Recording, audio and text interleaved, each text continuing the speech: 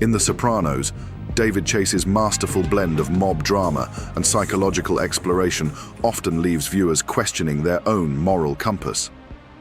One of the most haunting and thought-provoking episodes, Season 3's Employee of the Month, exemplifies this complexity by presenting a scenario where the audience's expectations are meticulously constructed and then expertly subverted.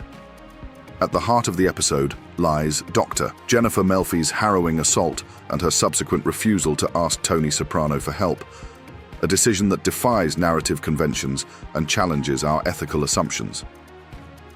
The episode's first act sets the stage for a classic revenge arc. Dr. Melfi, a psychiatrist who has built a delicate but professional relationship with mob boss Tony Soprano, becomes the victim of a brutal essay.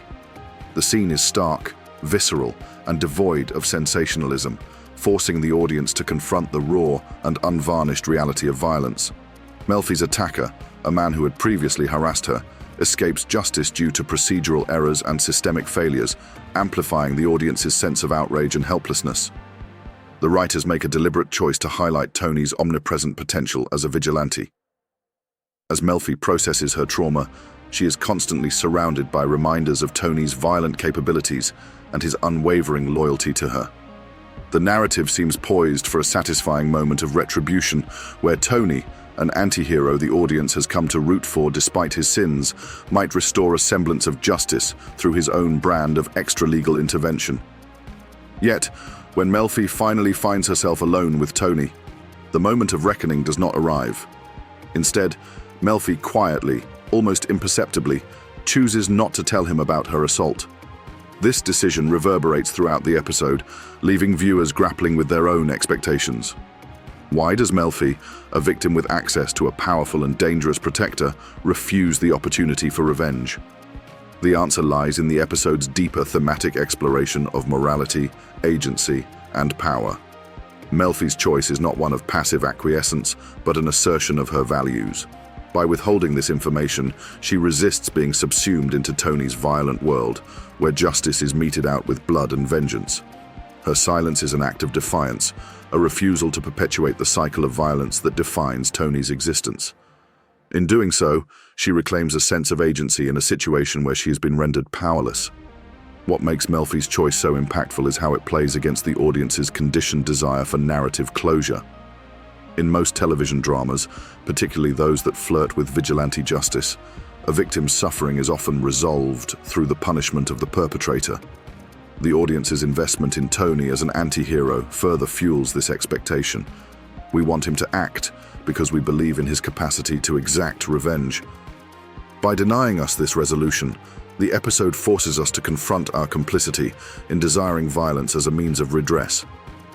It challenges us to question whether vengeance truly equates to justice, and whether the catharsis of seeing Melfi's attacker punished would justify the moral cost.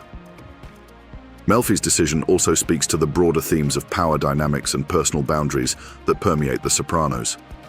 As a psychiatrist, Melfi understands Tony better than most.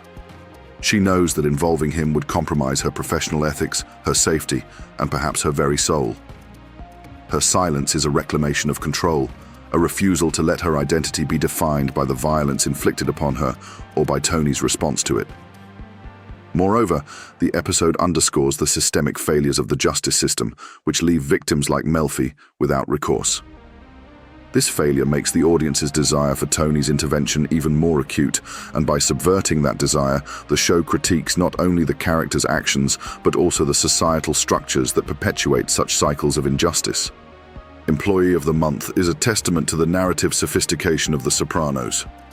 By setting up and then subverting the audience's expectations, the episode transcends the conventions of revenge-driven storytelling and forces viewers to grapple with uncomfortable truths about justice, power, and morality.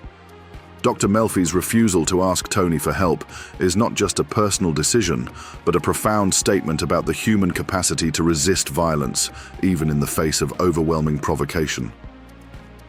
In a series renowned for its moral ambiguity, this moment stands out as a rare and deeply human act of integrity, leaving an indelible mark on the audience's conscience. A proper example of subverting the audience's expectations.